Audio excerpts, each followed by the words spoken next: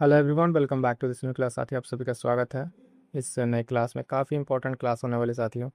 72nd जो आपका BPSC prelims है, और ये पूर्वालोकन वाली जो बुक है, इसके मोस्ट इंपॉर्टेंट क्वेश्चंस कंप्लीट करेंगे हम लोग। भारत का भूगोल देखिएगा, जो भी अब तक बीपीएससी द्वारा परीक्षा में पूछे गए हैं, ठीक है, पिछले के ईयर में, उन सारे क्वेश्चंस को हम लोग यहाँ डिस्कस करने वाले हैं। ध्यान से देखिएगा सारे के सारे क्वेश्चंस को, और एक एक तरीके से चैप्टर वाइज जो है जितने प्रश्न इसमें हैं भूगोल के, भारत के भूगोल, उसको कंप्लीट करेंगे। और सीरीज के बाद से जो है आगे के अन्य सब्जेक्ट जो हम लोग वन बाय वन करके सारा कंप्लीट करने वाले हैं। प्लेलिस्ट बनी होगी जो है प्रीलिम्स नाम से, तो उसको जरूर देख लीजिएगा। वहाँ से इंपॉर्टेंट आपका करंट अफेयर और बाकी जीएस के पोर्सन कंप्लीट हो जाएंगे। जो भी डाउट्स हो उसको कमेंट करके जरूर बताइएगा, और फटाफट से चैनल से जुड़ जाइएगा। आइएगा स्टार्ट करेंगे आज के अपने सेशन को।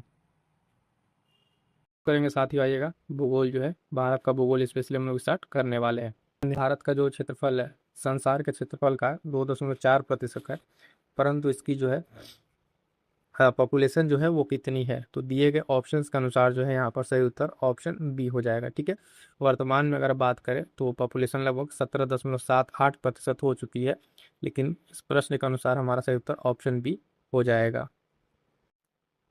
अगला क्वेश्चन ध्यान दीजिएगा, मोस्ट इंपॉर्टेंट क्वेश्चन है, कई बार ये पूछा हुआ है।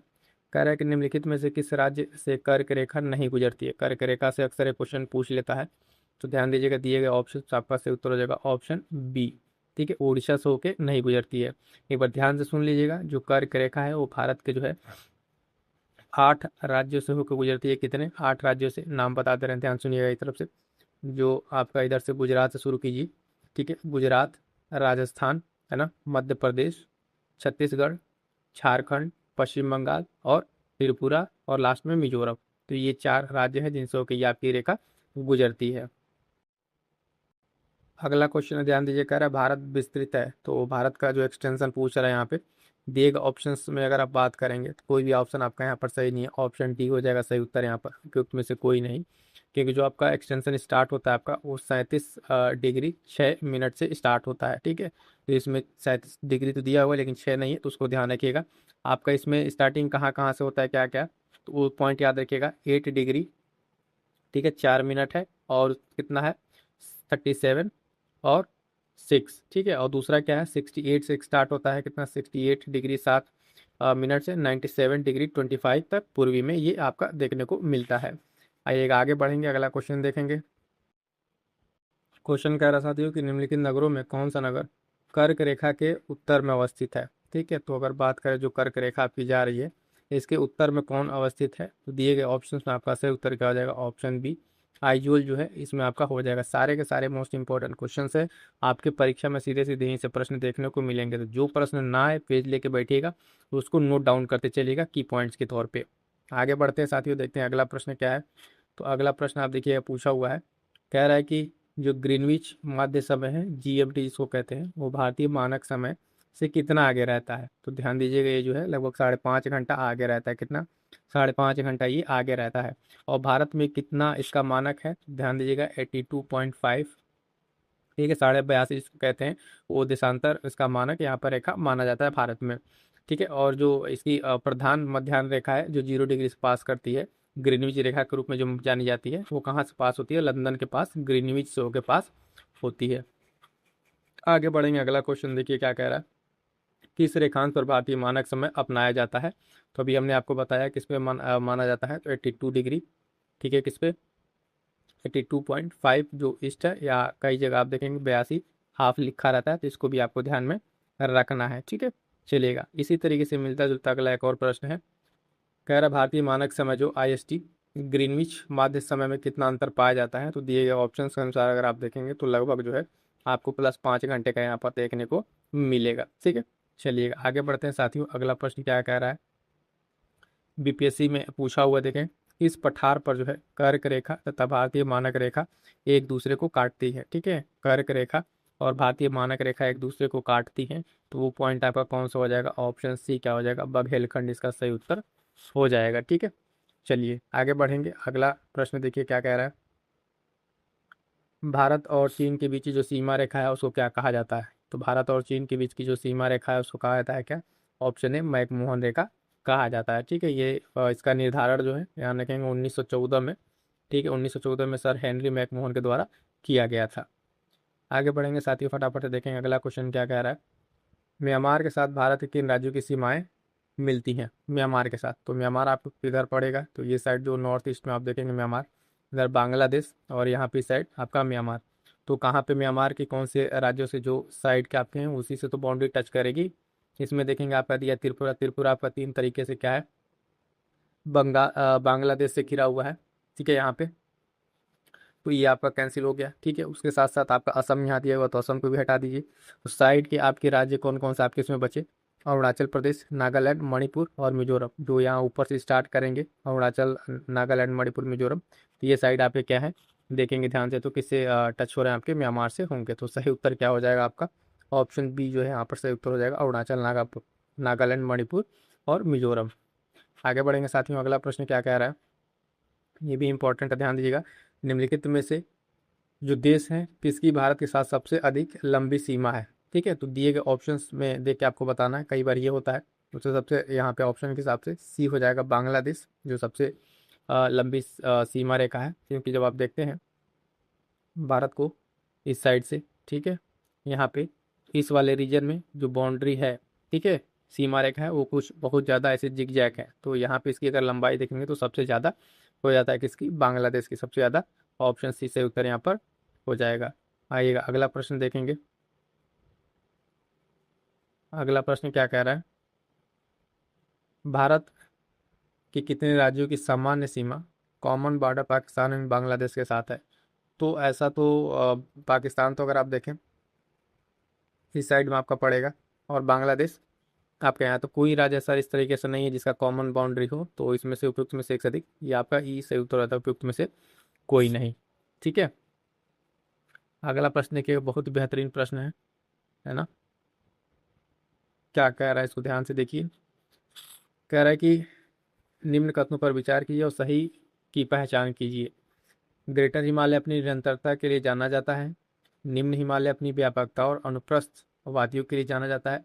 शिवालिक बाह्य हिमालय है जो उत्पत्ति में सबसे नवीनतम है। पूछ रहा है कि इसमें से जो है आपका कौन सा स्टेटमेंट सही है। ठीक है, तो पूछ रहा है कौन सा स्टेटमेंट सही है। तो पहला आपका एकदम सही है और तीसरा सही है। ठीक है, दूसरा आपका सही नहीं है। इस हिसाब से आपका एक और तीन, ऑप्शन सी सही उत्तर हो जाएगा। क्या हो जाएगा? सी सही उत्तर हो जाएगा। शिवालिक की अगर बात करेंगे तो शिवालिक जो है आपका उत्पत्ति में सबसे नवीनतम है, ये बात बिल्कुल सही है। और ग्रेटर हिमालय पश्चिम से पूर्व तक अपनी निरंतरता के लिए जाना जाता है। आगे बढ़ेंगे, अगला प्रश्न देखिएगा, ये भी बहुत बढ़िया प्रश्न है, ध्यान से देखिएगा।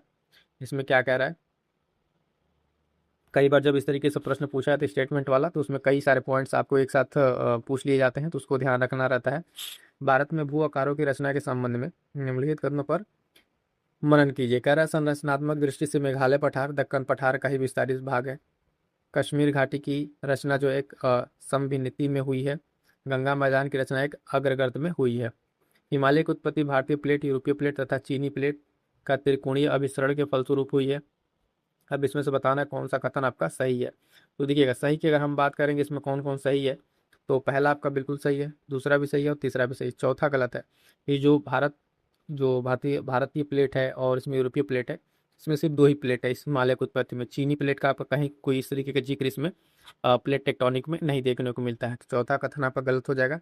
एक दो तीन, ऑप्शन देख लेते हैं हमारे पास कौन सा है एक दो तीन का। तो इसमें जो है आपका ऑप्शन जो कौन सा है, यही आपका सही है, एक दो तीन आपका सही हो जाएगा। ठीक है, चलिए आगे बढ़ते हैं, अगला प्रश्न ध्यान दीजिएगा। अगला प्रश्न क्या कह रहा है, सारे के सारे इंपॉर्टेंट प्रश्न आपको एक साथ यहाँ पर करा दिए जा रहे हैं, जो आपकी परीक्षा के लिए बहुत ही महत्वपूर्ण है, इसको अच्छे से कर लीजिएगा। भौगोलिक क्षेत्रफल के अनुसार भारत की निम्नलिखित भौतिक फिजियोग्राफी इकाइयों को आरोही क्रम में व्यवस्थित कीजिए।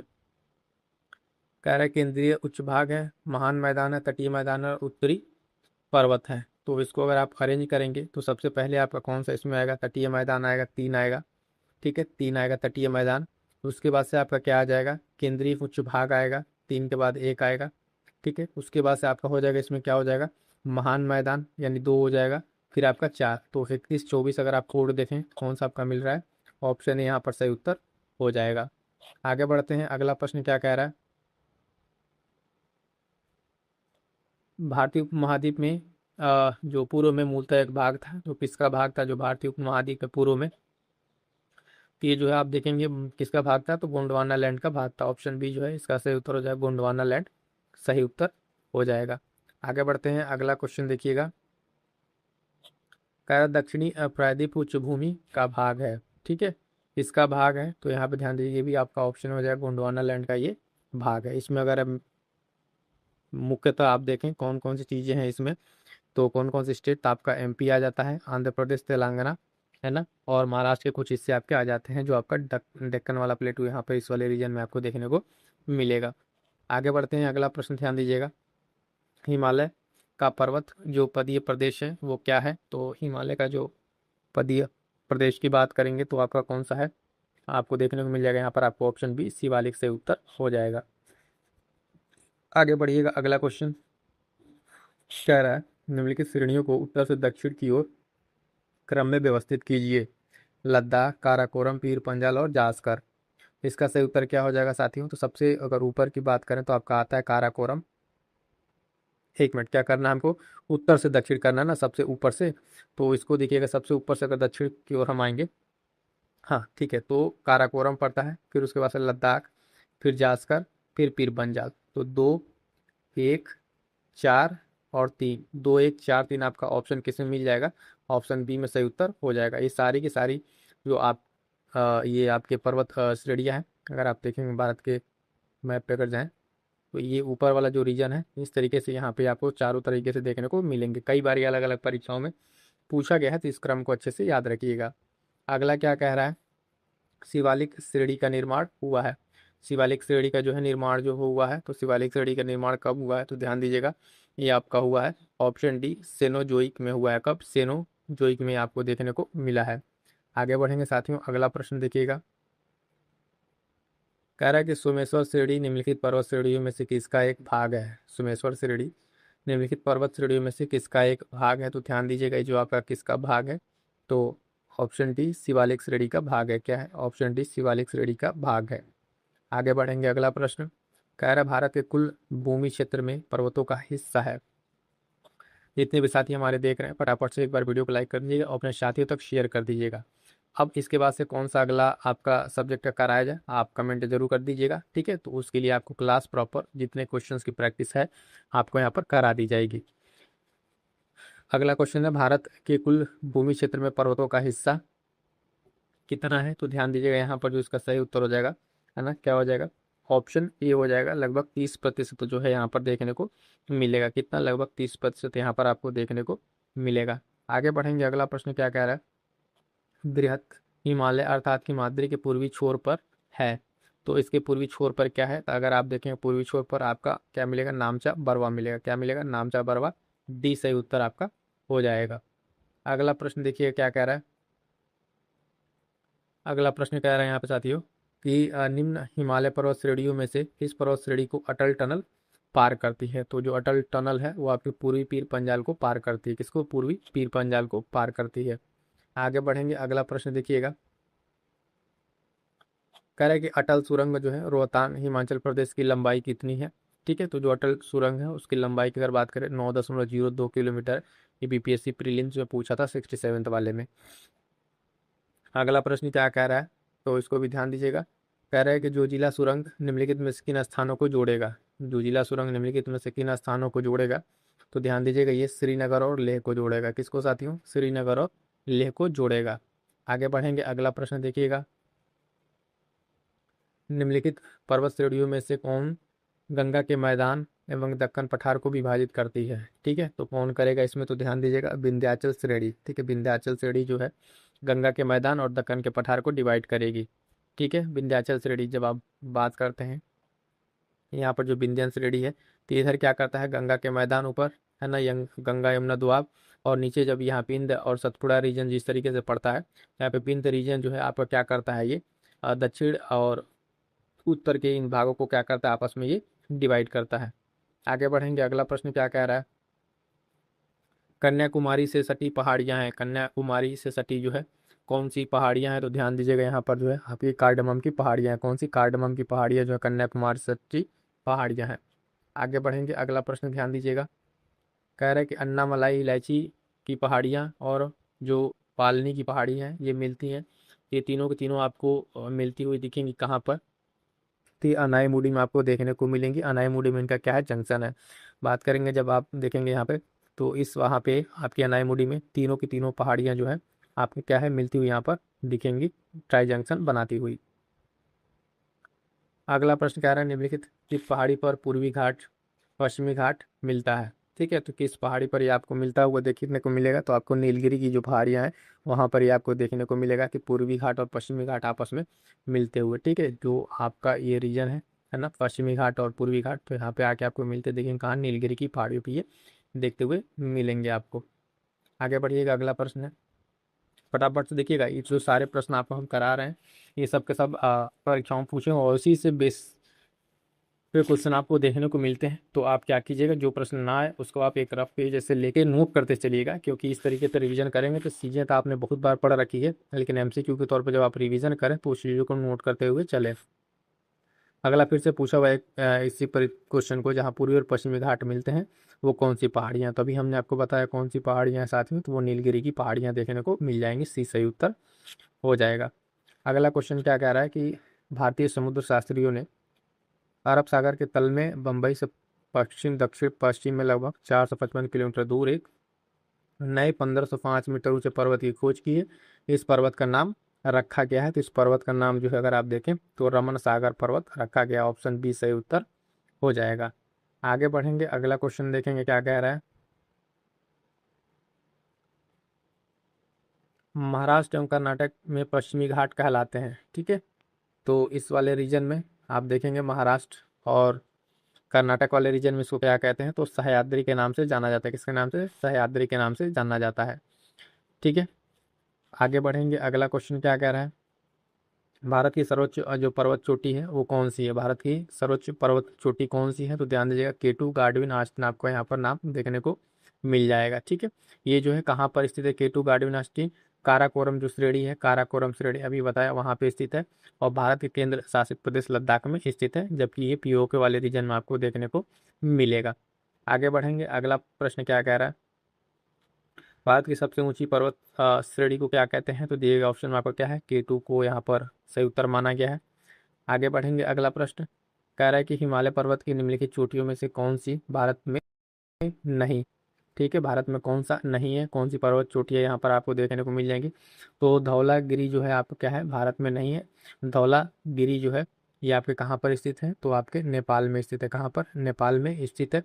नंगा पर्वत जास्कर श्रेणी, ठीक है, भारत की जो आपका क्या कहते हैं पीओके है उसमें स्थित है, जबकि कामेत है ये आपका कहाँ पर मिल जाएगा? उत्तराखंड के गढ़वाल में आपको देखने को मिल जाएगा। आगे बढ़ेंगे, अगला क्वेश्चन ध्यान से देखिएगा। कह रहा है कि बचेंद्री पाल निम्न में से एक सुपरिचित नाम है। बचेंद्री पाल निम्न क्षेत्र में से, तो इनका जो संबंध है आपका पर्वतारोहण के क्षेत्र में इनका नाम देखने को मिलता है। अगला क्वेश्चन कह रहा है कि एवरेस्ट शिखर पर चढ़ने वाली दूसरी भारतीय महिला थी? तो एवरेस्ट शिखर पर चढ़ने वाली दूसरी भारतीय महिला संतोष यादव। ऑप्शन बी सही उत्तर हो जाएगा। अगला क्वेश्चन देखिएगा, फटाफट से देखते चलिए, जो क्वेश्चन नहीं आ रहा है उसको आप नोट करते चलेंगे, है ना। और जो क्लास आप देख रहे हैं इसको अपने साथियों तक शेयर जरूर कर दीजिएगा। हिमालय में हिमरेखा निम्न के बीच में होती है। इसी तरीके से बाकी सारे सब्जेक्ट जो है आपको प्लेलिस्ट बनी होगी वहाँ पर आपको देखने को मिल जाएगा, वहाँ से जाकर रिवीजन कर लीजिएगा, है ना। नहीं अगर देख पा रहे हैं तो स्पीड बढ़ा के 2 से 3 बार अगर आप सुन लेंगे तो क्वेश्चन आपको याद रहेगा, टिक मार के चले आएंगे। हिमालय में हिमरेखा किसके बीच में होती है? तो हिमालय की जो हिमरेखा है उसकी आपकी अगर बाउंड्री देखें तो 4300 से 6000 मीटर पूर्व में ही आपको देखने को मिलेगा। ठीक है, आगे बढ़िएगा, अगला प्रश्न क्या कह रहा है। निम्नलिखित में से कौन सा हिमालय पर्वत का सबसे लंबा हिमनद है? ठीक है, सबसे लंबा हिमनद की अगर बात करेंगे तो यहाँ पर दिए गए ऑप्शंस में जो पतूरा हिमनद है ये लगभग 57 किलोमीटर हिमालय का सबसे लंबा हिमनद है। कहाँ पर ये स्थित है? तो ये भी जो काराकोरम रेंज है यानी पीओके वाले रीजन में ये स्थित आपको मिल जाएगा। आगे बढ़ेंगे साथियों, अगला प्रश्न क्या कह रहा है। अगला कह रहा है निम्नलिखित क्षेत्रों में किसकी न्यून हिम रेखा है?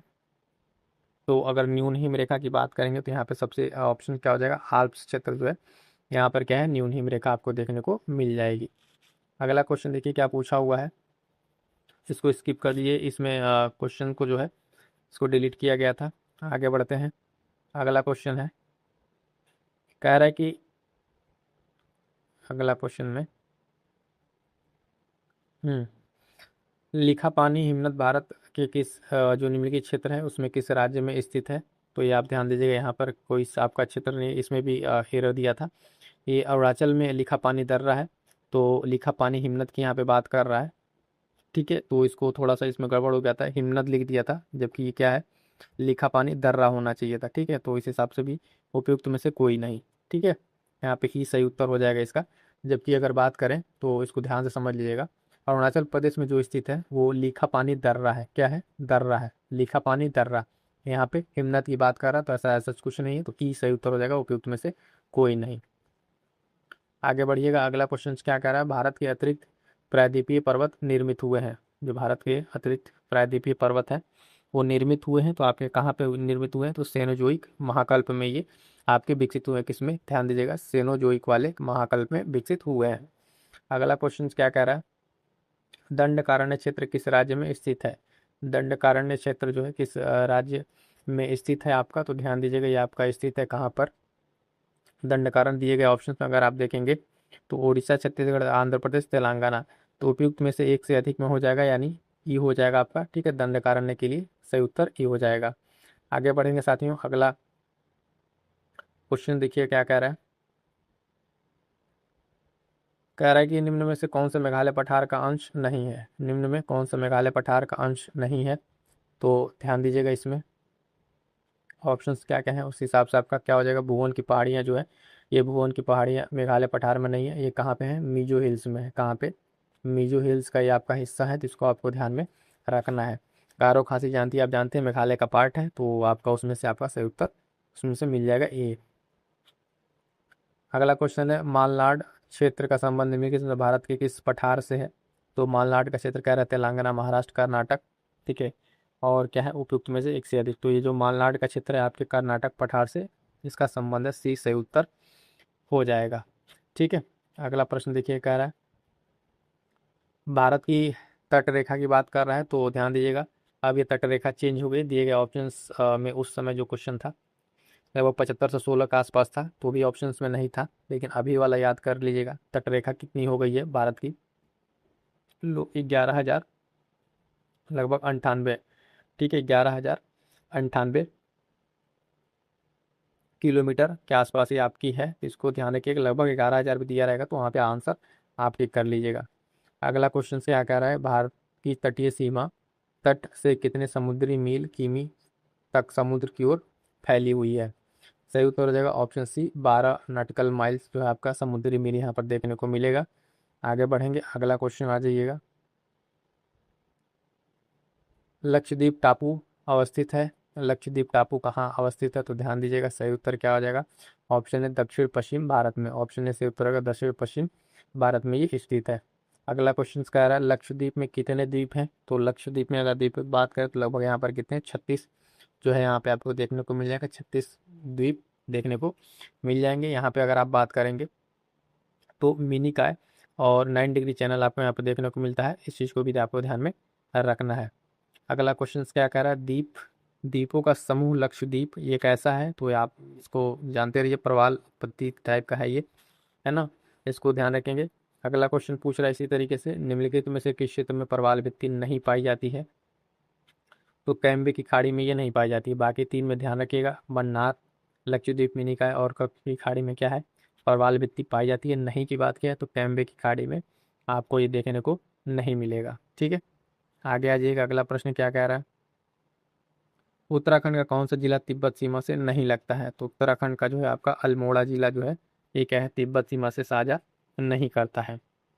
आगे बढ़ेंगे, अगला क्वेश्चन क्या कह रहा है, मध्य प्रदेश की सर्वाधिक लंबी सीमा किस राज्य के साथ है। तो मध्य प्रदेश की अगर सर्वाधिक लंबी सीमा की बात करेंगे तो आपके उत्तर प्रदेश के साथ है। ठीक है, उत्तर प्रदेश जो आपका ये ललितपुर और इधर सोनभद्र सब रीजन जो पूरा ये क्या है, एमपी से ही आपका बुंदेलखंड वाला रीजन घिरा हुआ है। अगला क्वेश्चन क्या कह रहा है, कह रहा है कि विदर्भ एक प्रादेशिक नाम है भारत में और ये कहाँ पे है। तो विदर्भ आपको कहाँ पे मिल जाएगा, ये महाराष्ट्र का है ऑप्शन बी सही उत्तर हो जाएगा, महाराष्ट्र का एक गंगा आपको देखने को मिल जाएगा। अगला क्वेश्चन क्या कह रहा है, जो पाट अंचल, जो पाट रीजन है ये कहाँ स्थित है? तो पाट रीजन आपको देखने को मिलेंगे कहाँ पर? छोटा नागपुर पठार, झारखंड में आपको ये सब देखने को मिलेगा। ठीक है, आगे बढ़ेंगे। अगला क्वेश्चन, झुमरी तलैया रेडियो पर जो गीतों की फरमाइश के लिए प्रसिद्ध है वो किस राज्य में स्थित है? तो झुमरी तलैया भी आप कहाँ पर है? झारखंड में ही आपको देखने को मिल जाएगा, बी सही उत्तर हो जाएगा। अगला क्वेश्चन देख लीजिएगा, यहाँ पर कह रहा है कि मद्रास का नया नाम, तो आप सभी जानते हैं ये नया नाम क्या हो जाएगा आपका? चेन्नई, यहाँ पर सही उत्तर हो जाएगा। आगे बढ़िएगा, अगला क्या कह रहा है क्वेश्चन, रामेश्वरम किस राज्य का हिस्सा है? ये भी बहुत कोई ऐसा क्वेश्चन नहीं है, सी से उत्तर तमिलनाडु हो जाएगा, है ना। अगला क्वेश्चन देख लीजिए क्या कह रहा है, क्षेत्रफल के अनुसार राज्यों का सही और वही क्रम क्या है? ठीक है, तो सबसे ज़्यादा इसमें अगर देखेंगे तो सबसे ज़्यादा मध्य प्रदेश है।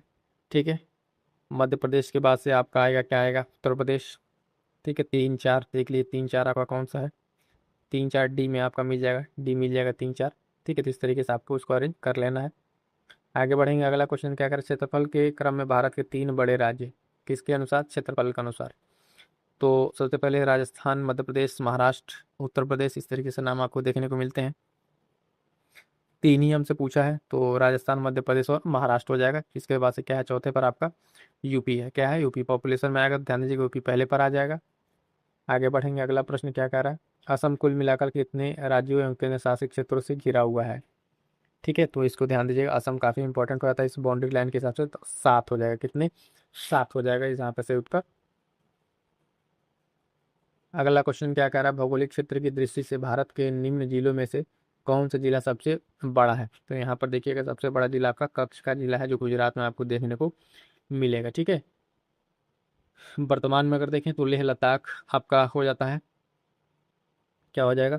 लेह लद्दाख हो जाएगा। लेकिन इसमें क्या है, ये आपका केंद्र शासित में आएगा, तो सिर्फ स्टेट में अगर देखें तो कच्छ होगा, और जब केंद्र शासित को उसमें मिला लेंगे तो लेह लद्दाख आपका उसमें टॉप पर आ जाएगा। इस चीज़ से कन्फ्यूज ना होइएगा। अगला क्वेश्चन क्या कह रहा है, गुजरात की राजधानी कौन सी है? तो गुजरात की राजधानी आप जानते हैं क्या है, ऑप्शन सी गांधीनगर हो जाएगा। अगला क्वेश्चन क्या कह रहा है, राजस्थान की राजधानी कौन सी शहर? तो इसमें भी कोई बहुत ज़्यादा वो नहीं है, ऑप्शन ए जयपुर आपका हो जाएगा।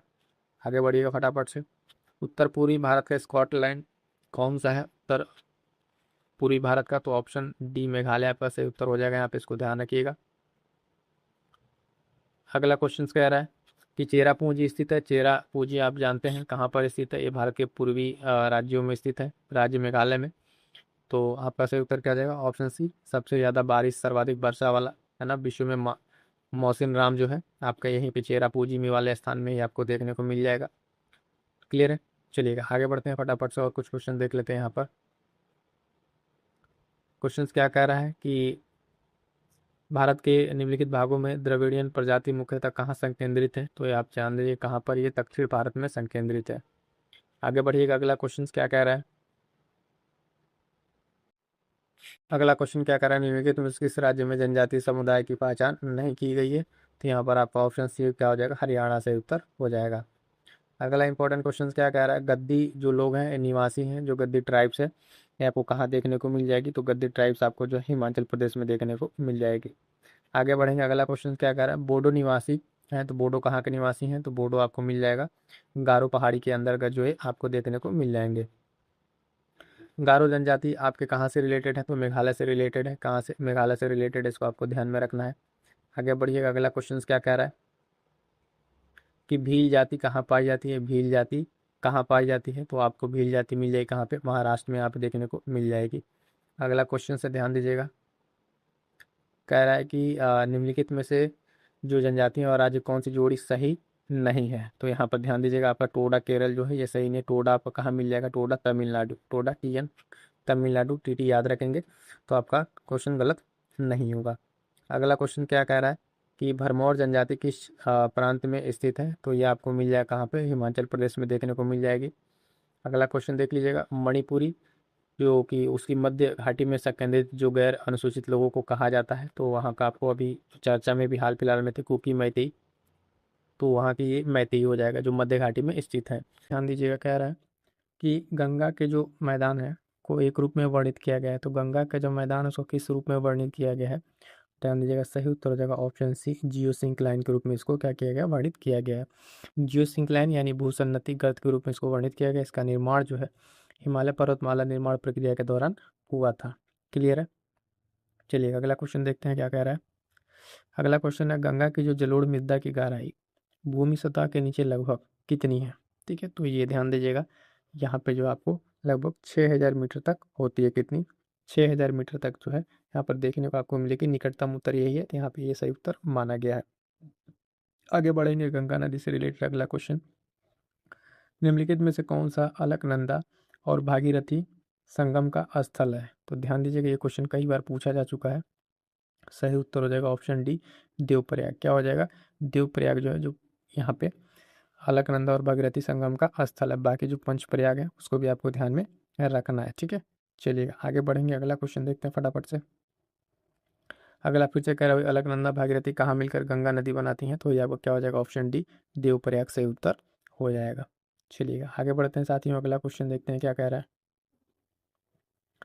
कह रहा है भारत की सबसे बड़ी वाह नदी है, बड़ी जो है वाह नदी, तो इसमें आपका क्या हो जाएगा? गंगा नदी हो जाएगा, जिसका जो है सबसे ज़्यादा लंबाई के अनुसार अगर देखें तो इसका दूरी सबसे ज़्यादा तय करती है। तो ये सही उत्तर हो जाएगा। इसमें थोड़ा सा देख लीजिएगा कौन सा है, गंगा, गोदावरी, नर्मदा और महानदी, इनका जो है आपस में, गंगा नदी लगभग 25-25 किलोमीटर है ना, यहाँ पे भारत में ये तय करती है। अगला क्या कह रहा है कि निम्नलिखित में गंगा नदी घाट का कौन सा भाग जो है उपनदी है। ठीक है, तो कह रहा है शंख, उत्तरी कोयल, दक्षिणी कोयला, बारह कर। तो यहाँ पर जो ध्यान दीजिएगा, उत्तरी कोयल जो है झारखंड से बहने वाली एक नदी है। ठीक है, और सोन नदी जो है, जो सोन नदी की सहायक नदी है। और इसमें बाकी चीज़ें क्या क्या किस तरीके से हैं, तो यहाँ पर देखिएगा, जो इसमें से उत्तर होगा ये ऑप्शन नहीं होगा, इसमें चारों कोई नहीं होगा, या एक से अधिक की बात कर रहे हैं यहाँ पर। तो इसका उत्तर क्या हो जाएगा? ऑप्शन यहाँ पे क्या हो जाएगा? सही उत्तर हो जाएगा। ये बीपीएससी प्री 2019 का सवाल है। आगे बढ़ते हैं, अगला क्वेश्चन देखते हैं क्या कह रहा है। निम्नलिखित में कौन सी सहायक नदी ब्रह्मपुत्र से उत्तर दिशा से नहीं मिलती है।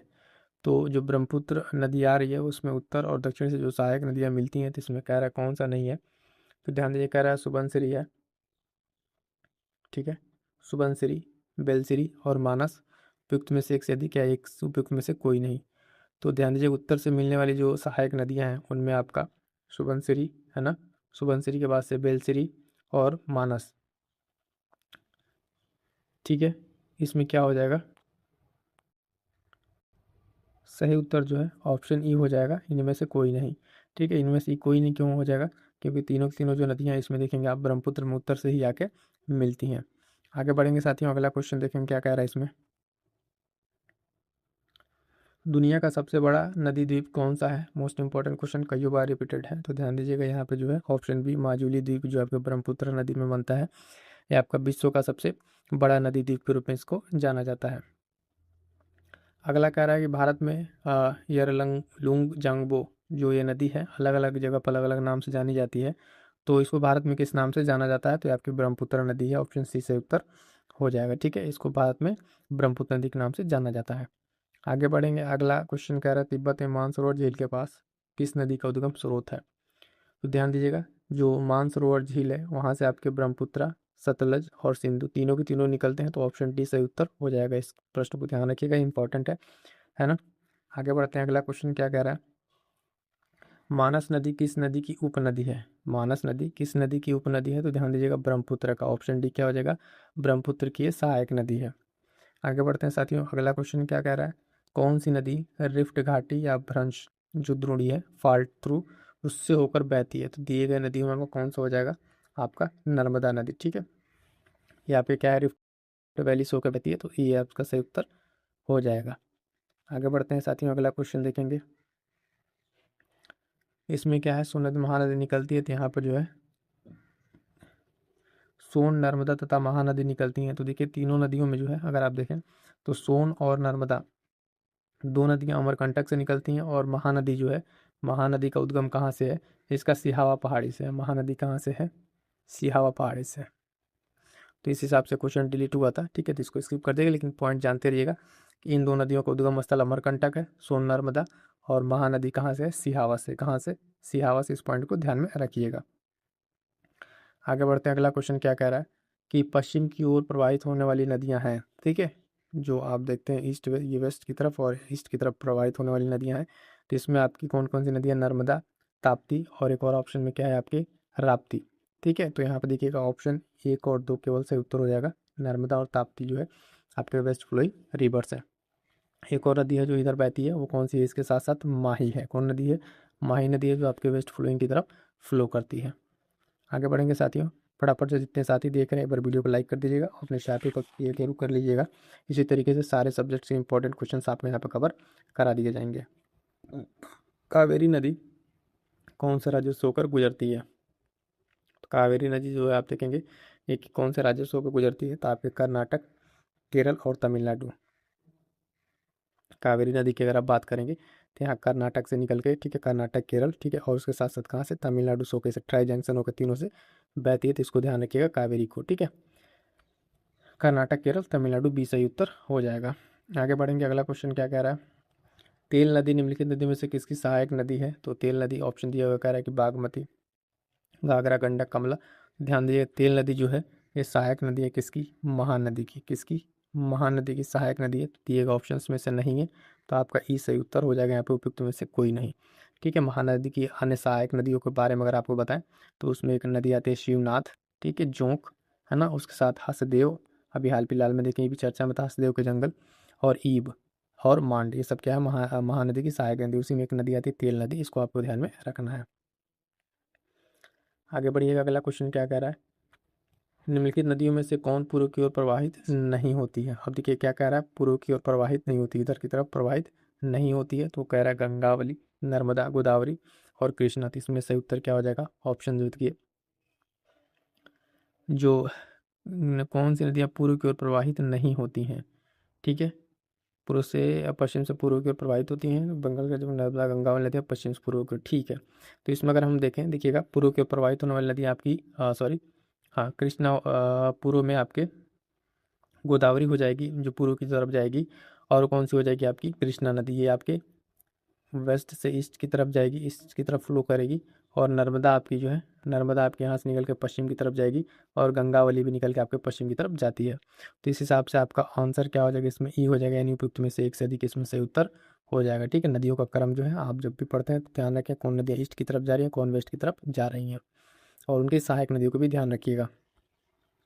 भीमा नदी निम्नलिखित में से किस नदी की उपनदी है, सहायक नदी है? भीमा नदी तो आप जानते हैं किसकी, कृष्णा की सहायक नदी है। किसकी, कृष्णा की सहायक नदी है। कृष्णा की अन्य सहायक नदियों की अगर हम बात करेंगे तो एक बार ध्यान से सुन लीजिएगा, कोयना है कृष्णा की सहायक नदी में, कोयना, ठीक है, घाट प्रभा, घाट प्रभा, मालप्रभा, तुंगभद्रा, मूसी, ये सब क्या है, कृष्णा की सहायक नदियाँ हैं। यहाँ पर आंसर क्या हो जाएगा, ऑप्शन ए सही उत्तर हो जाएगा। आगे बढ़ेंगे साथियों, अगला क्वेश्चन, अगला क्वेश्चन क्या आ रहा है, ध्यान दीजिएगा, निम्नलिखित में से कौन सी भारत में प्रायद्वीपीय नदी प्रणाली की विशेषता है? तो पहला कह रहा है प्रायद्वीपीय नदी, नदियाँ केवल वर्षा से ही जल प्राप्त करती हैं। ये नदियाँ युवा वलित पर्वतों से होकर बहती हैं, और अभी भी युवा अवस्था में इन नदियों में छोटे बेसिन और जलग्रहण क्षेत्र हैं। सही उत्तर इसमें आपको बताना है, तो ध्यान दीजिएगा। ये प्रायद्वीपीय नदियाँ जो मौसमी नदियाँ हैं, बात बिल्कुल से, और वर्षा से आपका इनका जल प्रवाह निर्भर करता है। और ये प्राचीन नदियाँ हैं, पर्वत पठारों से होकर बहती हैं, जो अपने प्रौढ़ अवस्था में, युवा अवस्था में नहीं है। तो सेकंड वाला आपका गलत हो जाएगा, पहला सही है। और तीसरा, इसमें छोटे छोटे जल बेसिन भी आपको देखने को मिलेंगे। तो 1 और 3 सही है, तो ऑप्शन ए आपका क्या हो जाएगा, सही उत्तर हो जाएगा। सेकंड वाला गलत है, यहाँ पे युवा अवस्था में नदियाँ नहीं है, बाकी दोनों बातें सही है। अगला क्वेश्चन कह रहा है दंडकारण्य में इंद्रावती, सबरी किसकी सहायक नदियाँ हैं? ठीक है, दंडकारण्य में इंद्रावती और सबरी किसकी सहायक नदियाँ? तो ध्यान दीजिएगा किसकी सहायक नदी हैं, तो ये हो जाएंगे अभी गोदावरी की सहायक नदी हो जाएंगे। ऑप्शन बी सही उत्तर यहाँ पर हो जाएगा। अगला क्वेश्चन देखिए क्या कह रहा है, 10 नंबर यहाँ पे, सोन नदी का उत्पत्ति स्थल अमरकंटक कहाँ स्थित है? सोन नदी का उत्पत्ति स्थल अमरकंटक कहाँ स्थित है? अभी हमने आपको बताया ऊपर की सोन और नर्मदा के बारे में। तो इसका जो है ये आपकी स्थित कहाँ है, मैकाल श्रेणी में। कहाँ पे, ये मैकाल श्रेणी से निकलती है और कहाँ पे जाके गिरती है, ठीक है, ध्यान दीजिएगा। नर्मदा नदी जो है आपके हाँ, नर्मदा भी यहीं से निकलती है, वो कहाँ जाके निकलती है, वो अरब सागर में गिरती है, अभी हमने आपको बताया। आइए बात कर लेते हैं अन्य नदियों के बारे में। सिंधु जल नदी जो के अनुसार 3 पूर्वी नदियां भारत को आवंटित की गई हैं, निम्नलिखित में कौन सी उनमें शामिल नहीं है? तो जो भारत को आवंटित की उसमें शामिल नहीं है, तो कह रहा है झेलम, रावी, सतलुज, ठीक है। तो इसमें आपका कौन सा हो जाएगा, ऑप्शन जो है ये झेलम जो है इसमें शामिल नहीं है। क्या है, झेलम शामिल नहीं है। तो भारत को जो 3 नदियाँ दी गई हैं उसमें 6 नदियाँ, उसमें 3 नदियाँ जो भारत को आवंटित की गई हैं उसमें रावी है, ठीक है, रावी, सतलज और एक और कौन सी है, ब्यास है। कौन सी, ब्यास है। ये 3 कौन सी भारत को दी गई हैं। और उसके बाद से पाकिस्तान को कौन कौन सा दिया गया है जो है इसमें, तो आप ध्यान दीजिएगा, झेलम है जो पाकिस्तान को दिया गया है, उसके साथ चिनाब है, झेलम, चिनाब और सिंधु, ये सब क्या है, 3 नदियाँ जो हैं इसमें शामिल नहीं है, पाकिस्तान को दी गई हैं। आगे बढ़ते हैं, अगला क्वेश्चन ध्यान दीजिएगा। कह रहा है कि निम्नलिखित तुलनाधार तुलना कीजिए, हिमालय नदी की प्रायद्वीपीय नदी से तुलना करें। इसमें कह रहा है अधिकांश हिमालयी नदियाँ बारहमासी हैं जबकि अधिकांश प्रायद्वीपीय नदियाँ वर्षा पर निर्भर करती हैं। हिमालय नदी की ढाल प्रायद्वीपीय नदी की तुलना में अधिक खड़ी है और प्रायद्वीपीय नदी हिमालय नदी की तुलना में अपने रास्ते से अधिक क्षरण का कारण बनती है। तो ध्यान दीजिएगा यहाँ पर जो सही उत्तर हो जाएगा, कह रहा है सही उत्तर का चयन करना, तो इसमें जो दो का ऑप्शन है इसमें आपका कौन कौन सा सही है, पहला सही है और दूसरा सही है। तो ऑप्शन क्या हो जाएगा, ये आपका सही उत्तर हो जाएगा, ठीक है। कौन सा, ये आपका सही उत्तर यहाँ पर हो जाएगा, ठीक है। पहला और दूसरा यहाँ पर सही है।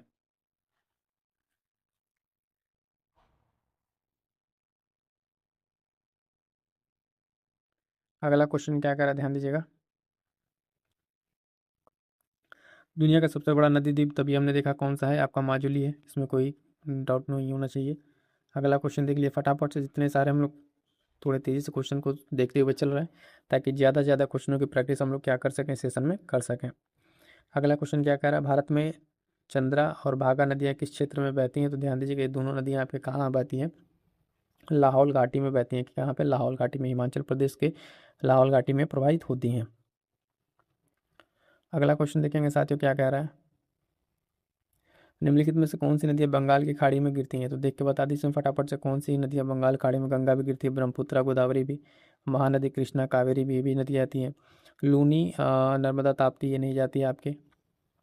तो क्या हो जाएगा, ए और बी दोनों सही उत्तर हो जाएगा, यानी पहला और दूसरा दोनों सही उत्तर इसमें हो जाएगा। अगला क्वेश्चन देखेंगे साथियों, क्या कह रहा है, दामोदर, कोयल, स्वर्ण रेखा नदियाँ निम्नलिखित में से किससे निकलती हैं। ठीक है, तो ये नदियाँ किससे निकलती हैं, तो ध्यान दीजिए छोटा नागपुर पठार से निकलती है। कहाँ से, छोटा नागपुर पठार से निकलती हैं। आगे बढ़ेंगे, अगला क्वेश्चन फटाफट से देखिए। दामोदर नदी निकलती है, तो दामोदर नदी कहाँ से निकलती है, तो छोटा नागपुर पठार से निकलती है, सही उत्तर इसका हो जाएगा। अगला क्वेश्चन, निम्नलिखित में से कौन भूबंधित नदी है। ठीक है, तो यहाँ पर ध्यान दीजिएगा जो भूबंधित नदी है आपकी कौन सी हो जाएगी, ये लूनी हो जाएगी, ठीक है, लूनी इसका सही उत्तर हो जाएगा।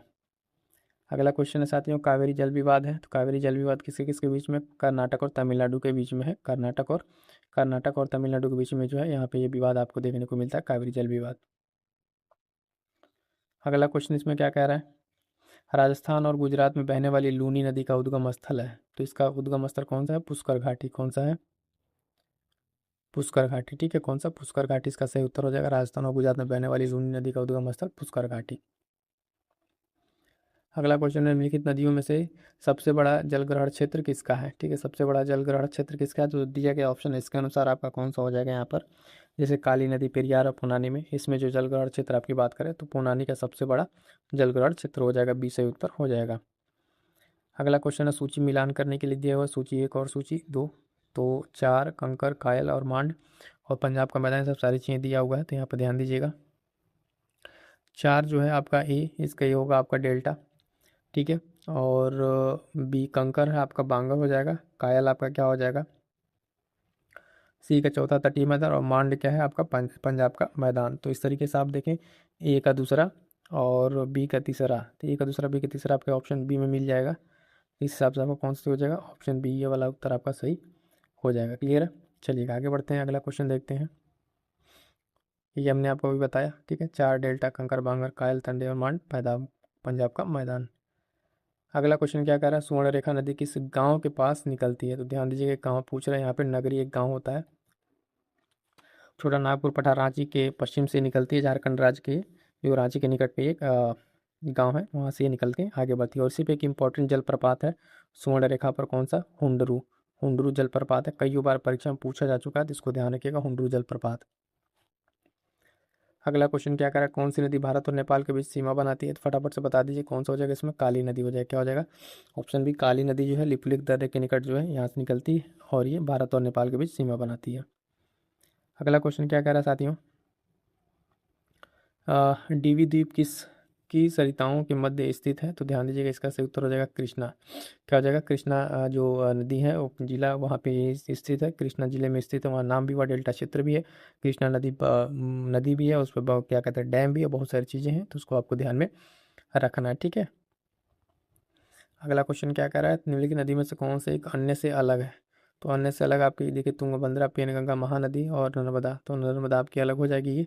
ये नदी आपकी अलग है, रिफ्ट फ्लोइंग रिवर है, हमने आपको पहले ही बता चुका हूँ। आगे आ जाइए, अब कुछ अलग तरह के क्वेश्चन देखते हैं यहाँ से अगले चैप्टर के।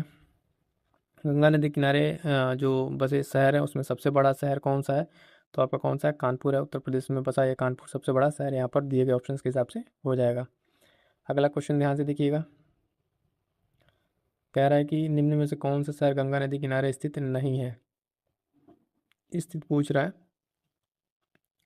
कि नहीं है, तो गंगा किनारे स्थित जो है उत्तरकाशी आपका क्या है? गंगा के किनारे स्थित शहर नहीं है। उत्तरकाशी का संबंध किससे है? तो भागीरथी से है। किससे? भागीरथी से, इसको आपको ध्यान में रखना है। आगे बढ़े चलिएगा, फटाफट से एक बार वीडियो को लाइक कर दीजिएगा और अपने साथी तक शेयर जरूर कर लीजिएगा। इस तरीके से सारे के सारे जितने क्वेश्चंस की प्रैक्टिस करके आप परीक्षा में जाएंगे आपके लिए उतना महत्वपूर्ण है। और पीडीएफ वगैरह के लिए, इंपॉर्टेंट नोट्स के लिए आप टेलीग्राम चैनल ज्वाइन जरूर कर लीजिएगा। कश्मीर में पहलगाम किस नदी के किनारे बसा है? ठीक है, अभी कश्मीर में पहलगाम किस नदी किनारे बसा है? तो लिदर, लिदर नदी किनारे बसा हुआ है, जो झेलम नदी की सहायक नदी है। लिदर किसकी सहायक नदी है? तो झेलम की सहायक नदी है। ठीक है, आगे बढ़ते हैं। अगला क्वेश्चन, जमशेदपुर किस नदी के किनारे अवस्थित है? तो जमशेदपुर आप सभी जानते हैं ये क्या है? स्वर्ण रेखा नदी के किनारे ये स्थित है। आगे बढ़ेंगे साथियों, अगला क्वेश्चन। ठीक है, ये सब क्वेश्चन हो गए हैं, आगे बढ़ते हैं, अगला क्वेश्चन देखते हैं क्या है। देखिएगा अगला क्वेश्चन क्या कह रहा है, प्रपात और झीलें हैं, कह रहा है लोकतक एक है, तो एक तरह की क्या है ये? झील है, लोकतक झील है। कहाँ है ये? तो बहुत फेमस झील है, कहाँ की? मणिपुर की। कहाँ के? मणिपुर की एक झील है, इसको ध्यान में रखिएगा।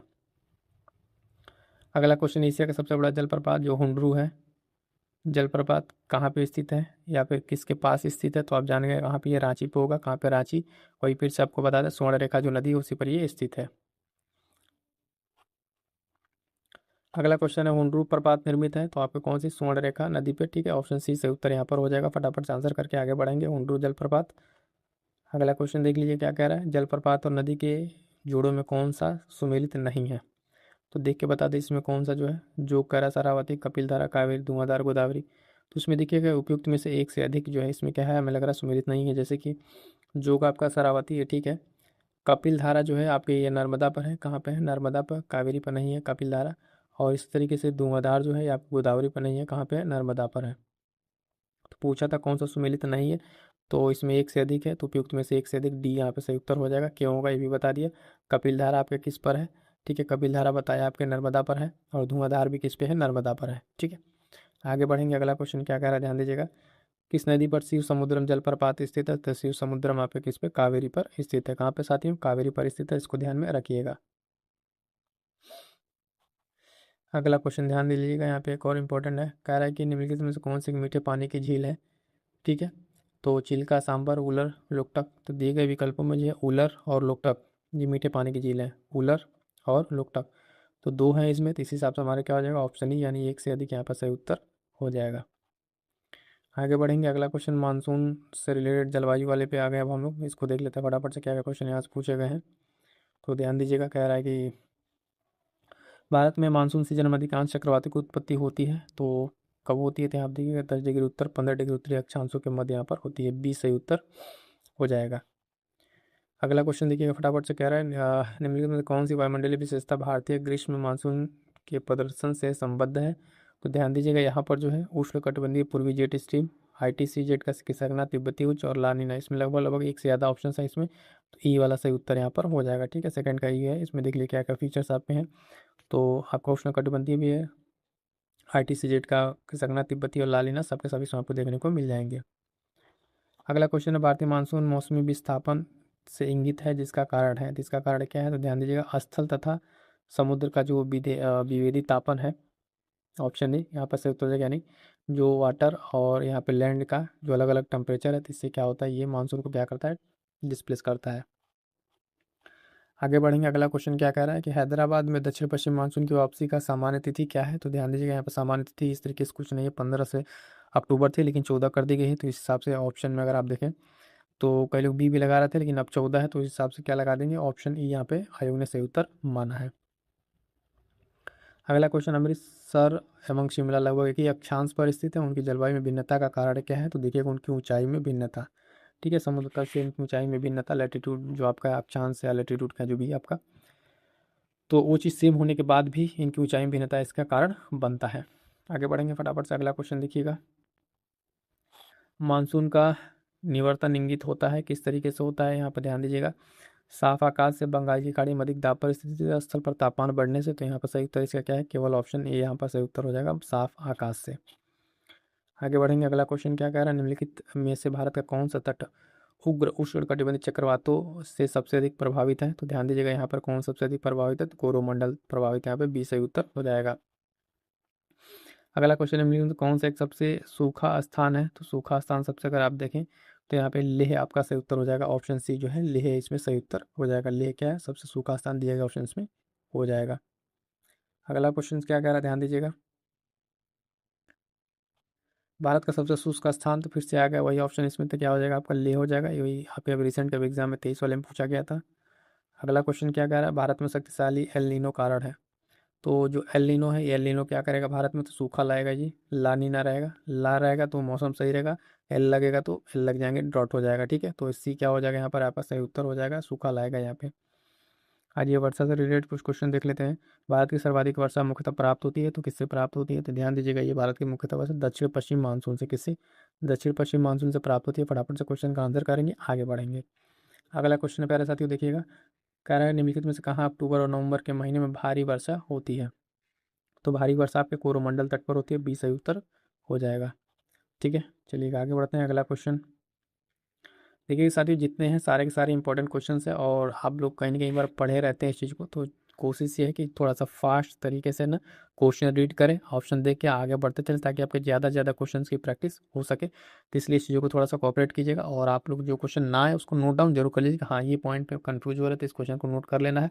और बाकी चीज़ों के लिए क्या करेंगे, आप चैनल से जरूर जुड़ जाइएगा, ठीक है। तो आम्र वर्षा है संबंधित है, मैंगो सावर आपका किससे संबंधित है, तो आम की फसल से रिलेटेड है, जो तटीय क्षेत्रों में कर्नाटक और केरल के मानसून के पूर्व ये फुहार आती है।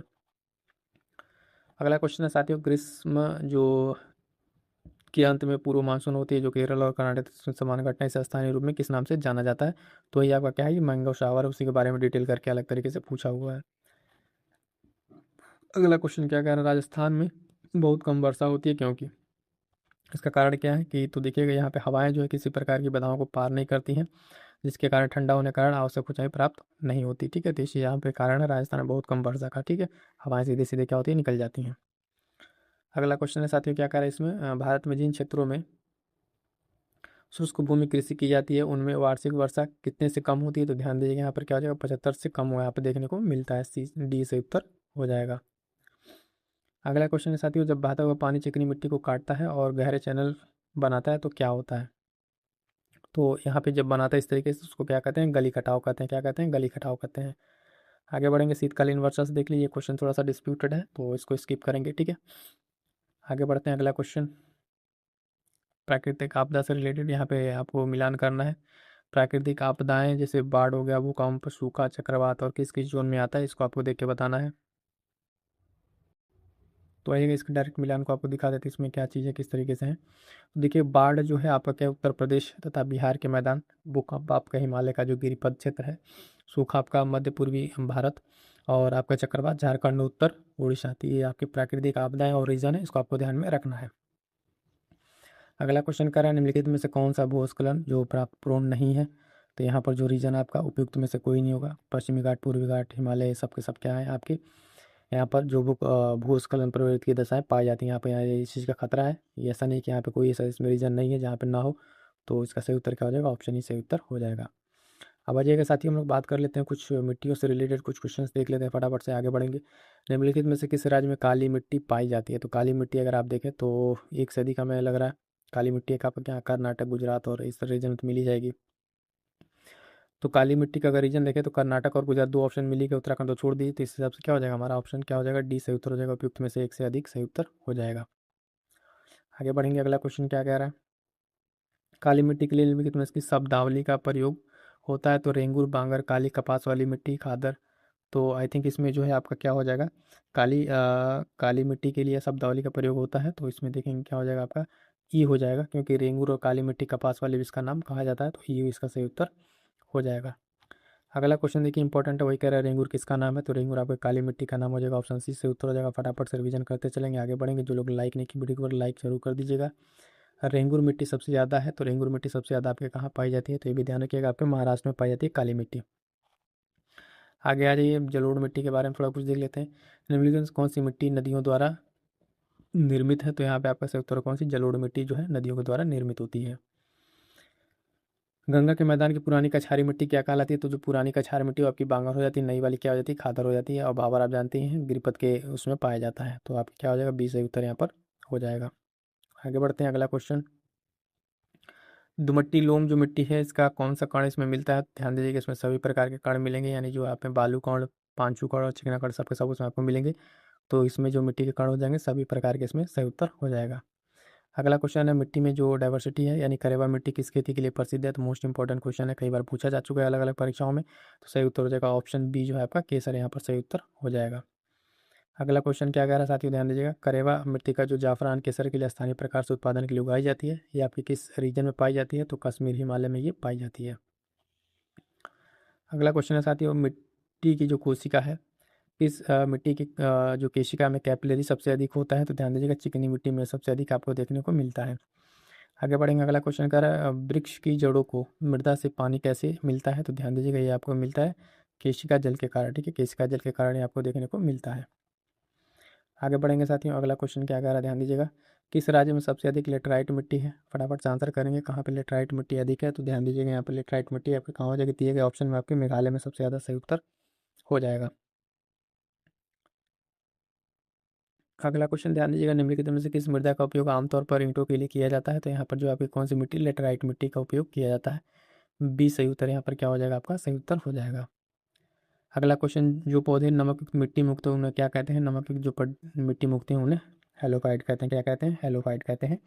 जो लवण मृद दो पद्धति के हैं उनके नाम से जाना जाता है। तो ये लवण युक्त मिट्टी में ये पैदा होते हैं। क्लियर है यहाँ तक। अगला क्वेश्चन क्या कह रहा है साथियों, ध्यान से देखिए। अगला क्वेश्चन कह रहा है कि मृदा अपरदन और सुधार से रिलेटेड है। तो मृदा अपरदन को रोका जा सकता है, ये भी क्वेश्चन पूछा हुआ है। तो मृदा अपरदन को आप कैसे रोक सकते हैं। तो जानिए, वन रोपण करके आप मृदा को रोक सकते हैं। तो यहाँ पे ये सही उत्तर आपका हो जाएगा। अगला क्वेश्चन क्या कह रहा है, मृदा संरक्षण का वो प्रक्रम है जिसमें क्या किया जाता है। तो मृदा जो संरक्षण है उसमें किया क्या जाता है, बेसिकली तो मृदा के नुकसान को जो है सुरक्षित किया जाता है। तो इसमें सही उत्तर क्या हो जाएगा, आपके ऑप्शन डी सही उत्तर हो जाएगा। ये भी क्वेश्चन आपका रिसेंट में जो पूछा हुआ एग्जामों में। तो क्या हो जाएगा, मृदा के नुकसान को सुरक्षित किया जाता है। यहाँ तक आपको क्लियर हो गया होगा। ठीक है, अगला क्वेश्चन ध्यान दीजिएगा, कह रहा है कि दुमट्टी जो लूम मिट्टी है उसमें मिट्टी का कौन सा कण मिलता है। कह रहा बालू के कण, चिकना कण, पांसु कण और सभी प्रकार के। तो देखिएगा जो ये दुमट्टी है, लूम मिट्टी, इसमें जो आपके सभी प्रकार के कण मिलते हैं। तो ऑप्शन डी क्या हो जाएगा, सही उत्तर यहाँ पर हो जाएगा। आगे बढ़ेंगे, अगला क्वेश्चन देखिए, मिट्टी से रिलेटेड जो विविध मिसलेनियस क्वेश्चन पूछे गए हैं उसमें पहला कह रहा है करेवा किस प्रकार की खेती के लिए प्रसिद्ध है। करेवा जो है फटाफट से आंसर कर देंगे, देखिएगा ऑप्शन बी से उत्तर हो जाएगा केसर के लिए। मोस्ट इंपॉर्टेंट है, ये कई बार पूछा गया है करेवा से रिलेटेड क्वेश्चन, तो आपको ध्यान में रखना है। आगे बढ़ेंगे, देखिएगा अगला क्वेश्चन जो करेवा से रिलेटेड देख लीजिएगा। करेवा जो है जाफरान जो है देसी केसर कृषि के लिए प्रसिद्ध है। करेवा जो है मिट्टी किसके लिए फेमस है, तो जाफरान की खेती के लिए प्रसिद्ध है। करेवा कहाँ पाया जाता है, अगला क्वेश्चन ही वही है। करेवा जो जाफरान की खेती के लिए फेमस है वो कहाँ पाई जाती है। तो ध्यान दीजिएगा, ऑप्शन ए से उत्तर हो जाएगा कश्मीर, हिमालय में। क्या हो जाएगा, कश्मीर, हिमालय में जो मिट्टी है जो है करेवा ये पाई जाती है। इसको ध्यान रखिएगा, जाफरान की खेती के लिए प्रसिद्ध है। आगे बढ़ेंगे साथियों, अगला क्वेश्चन क्या कह रहा है, किस मिट्टी में केशिका जो कैपिलरी है सबसे अधिक प्रभावशाली होती है। तो ध्यान दीजिएगा, चिकनी मिट्टी में, ऑप्शन से उत्तर हो जाएगा चिकनी मिट्टी जो है इसमें क्या होती है, कैपिलरी जो है सबसे अधिक प्रभावशाली होती है। आगे बढ़ेंगे, अगला क्वेश्चन क्या कह रहा है, कह रहा है कि वृक्ष की जड़ों को मृदा से पानी कैसे मिलता है।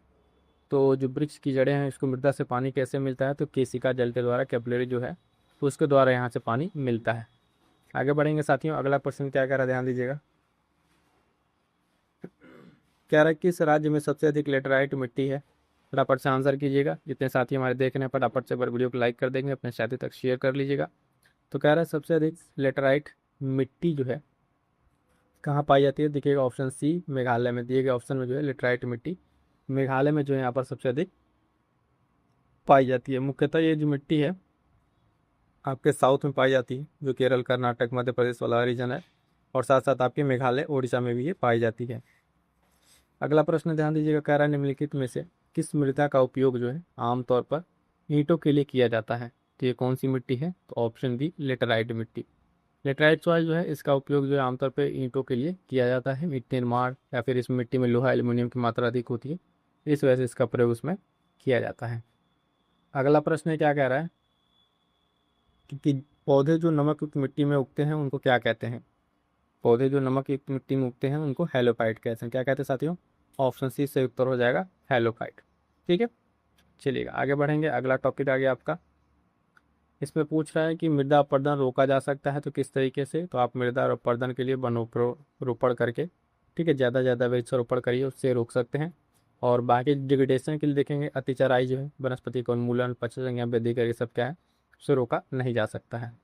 क्लियर है, चलिएगा आगे बढ़ेंगे। अगला प्रश्न ध्यान दीजिए क्या कह रहा है।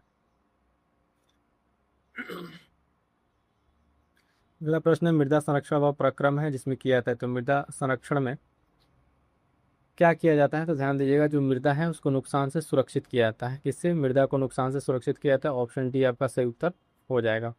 आगे बढ़ते हैं, अगला क्वेश्चन देखिएगा पूछा हुआ है क्या,